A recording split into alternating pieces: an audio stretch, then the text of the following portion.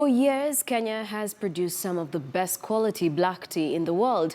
Tea from Kenya has won international acclaim for its taste and aroma. So Kenya tea is so popular that it is the beverage of choice served in restaurants and cafes across the world. Tea from Kenya is bought and exported as pure Kenyan tea, blended, packaged, loose, or as per specific market or customer requirement. On this week's edition of The Next Frontier, Philip Keitany tells us more about how tea is blended.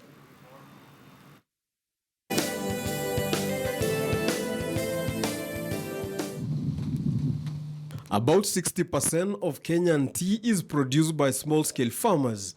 These farmers then sell their produce through the Kenya Tea Development Authority, the body in charge of collecting and processing the tea leaves, who in turn sell it to the outside market through the world's largest tea auction, the Mombasa Tea Auction, where large buyers like the Gold Crown Foods, the company behind the Kericho Gold Teas, buy their assorted teas for blending. Part of the tea we buy for export in bulk form and for Gold Crown Foods, EPZ and beverages for local market and for export.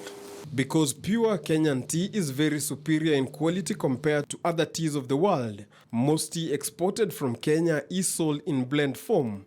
It's used for blending with other teas to produce some of the popular blends available in grocery stores across the United States, Europe, Asia, and other markets. We get the samples 2 weeks before the auction.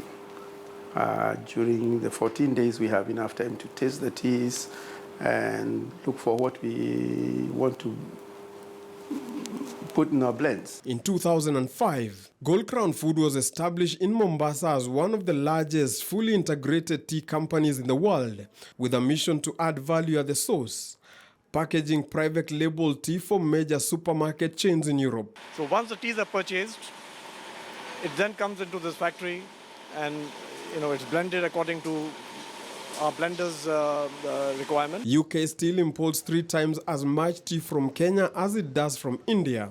Kenya has made some stride in specialty products in the last few years, but that doesn't affect their mass market product. The teas are a special blend of fine teas from some of the best tea estates in Kenya, carefully selected by expert tea tasters for the richness of their taste, flavor, and aroma.